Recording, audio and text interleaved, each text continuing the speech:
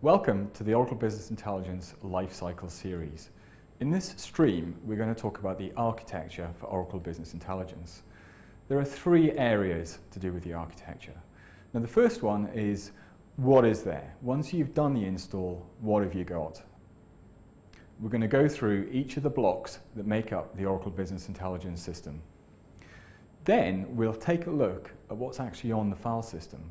So there are some benefits in understanding the terminology that's used when referring to the different components of Oracle Business Intelligence.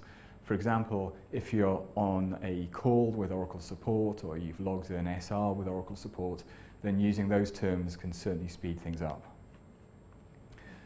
Now, once we've completed the install, what have you got? You've got something called the Oracle BI domain, and this is a term that we use which is in reference to the entire BI system.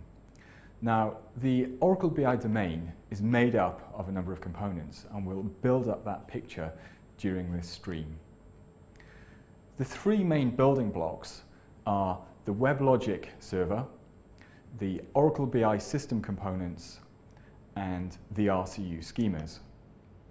The WebLogic Server is the Java application server, which is where the Java components of Oracle BI reside, and that's where they run. They actually run in two different servers. We call them the administration server or admin server and the managed server. There's a component of WebLogic which controls both of those servers, and that's called Node Manager. So when you start or stop the managed server, you send a message through the WebLogic console to Node Manager, and that will then control whether that server is started, stopping, or restarting. In addition to those administration services, there are two other ways to access those. Now, the first one is using what we call mbeans, and the second one is using the WebLogic scripting tool, or WLST. And the benefits of those is that as a BI system administrator, they give you programmatic access to administer your BI system. Now, to give you an illustration of what components are running in the administration server, the first one is the WebLogic console. That is where you control the admin and managed server and any other parameters to do with the Java deployments for Oracle Business Intelligence. And then the second one is Enterprise Manager Fusion Middleware Control. Now, that is the component where you can manage each of the Oracle BI system components. Some of the Java components that Oracle BI has running in the BI managed server are the Action Service, the Security Service, the Web Services for SOA Service, and some of the other sort of back-end services for Oracle BI. From a security perspective, Oracle makes use of some core Fusion middleware components. For security, we make use of Oracle Platform Security Services, or OPSS. They consist of a couple of components. The first one is the credential store, which is where secure information that the Oracle BI system requires is stored. And the second one is the policy store. So when setting up privileges for users or groups, they are stored within the policy store. Out of the box, after you've installed Oracle Business Intelligence, the default identity store is the WebLogic LDAP. For a production deployment, we would recommend the use of an LDAP provider from Oracle or another vendor. There are a number of LDAP providers that are supported.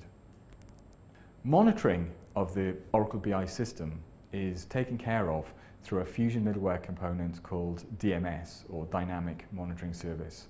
So that component of the architecture is another part of the Fusion middleware integration. And troubleshooting Oracle Business Intelligence, the creation, storage, and managing of log files, is made available through the Oracle Diagnostic and Logging Service, or Oracle ODL. Now let's take a look at the BI system components. Now, these are the components that are written in a language other than Java, so they don't run within the WebLogic application server. So these are the system components that make up the Oracle Business Intelligence system, such as the BI Server, the Scheduler, the BI Presentation Server, the Java host, and the cluster controller. Okay, within the Oracle Business Intelligence architecture, the components that are non-Java are referred to as system components. Now, the system components consist of the BI Server, the Presentation Server, the Scheduler, the Java host, and the cluster controller, the last two being kind of back-end type services. And in the same way that WebLogic had the node manager for controlling the servers on WebLogic, the BI system components use a component called OPMN. And OPMN monitors and starts and stops each of the system components. So if one of the system components happens to go down, OPMN will restart that component. The database schemas that you installed with RCU are shown along the bottom of the architectural picture. Here we have an overview of the Oracle Business Intelligence architecture. We have the Oracle BI domain, which is the entire system. We have the WebLogic domain, which is where the Java components reside. And we have the system components, which is where the non-Java components reside. Now, what does the BI system look like on the file system? We've taken a look at the logical representation of each of those components, but it's also very useful, very important to be able to recognize and go to the appropriate location on the disk space where you've installed Oracle Business Intelligence. Now, the first term that we're going to use is the Middleware Home. Now, the Middleware Home is where you installed Oracle Business Intelligence. So all the subdirectories, all the files that are related to Oracle BI reside in the Middleware Home. Within that Middleware Home, there is a directory called the Oracle BI Home. And the Oracle BI Home is where files specific to the Oracle BI product reside. The next directory is the Oracle Common Directory, and that is where files which are common to other Fusion middleware components reside, such as the Enterprise Manager files or any other Java required files. Then WebLogic has its own home directory, so the actual binaries for WebLogic reside in the WebLogic Home. The next set of files are those that make up the actual instance for Oracle Business Intelligence. And as you saw earlier, we have a set of Java files which make up the WebLogic server and a set of components, or BI system components. So the BI system components reside in a directory called instances. So any log files, configuration files to do with those system components will be in a subdirectory of that instances directory.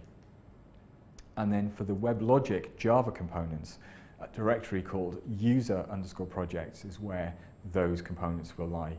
So if you ever need to find any WebLogic server log files or configuration files, you would look within that WebLogic directory user_projects. So in addition to the key directories and files, there are some important configuration files that reside within that directory structure.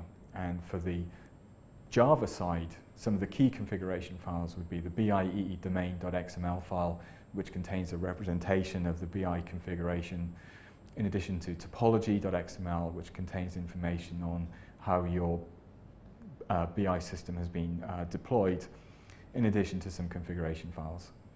On the system component side, some of the key configuration files would be the nqsconfig.ini file for the BI server and the instanceconfig.xml file for the BI presentation services. To go along with the configuration files, in particular when you're troubleshooting, there are some log files that you need to be aware of. And on the Java side, we have the administration server.log file. So if there is an issue with the WebLogic side of things, typically you may be asked to send the admin server.log file to support. And on the managed server side, we have the BI_server1.log file. And then on the BI system component side, there are some key log files as well, such as the OPMN.log file. So in summary, the Oracle BI architecture consists of both Java components and non-Java components. Oracle BI makes use of some key Fusion middleware components throughout the architecture. And the directory structures where Oracle BI is installed, some of them have specific names. And if you're ever working with Oracle, such as on a support call, then it's useful to be able to know what that terminology is.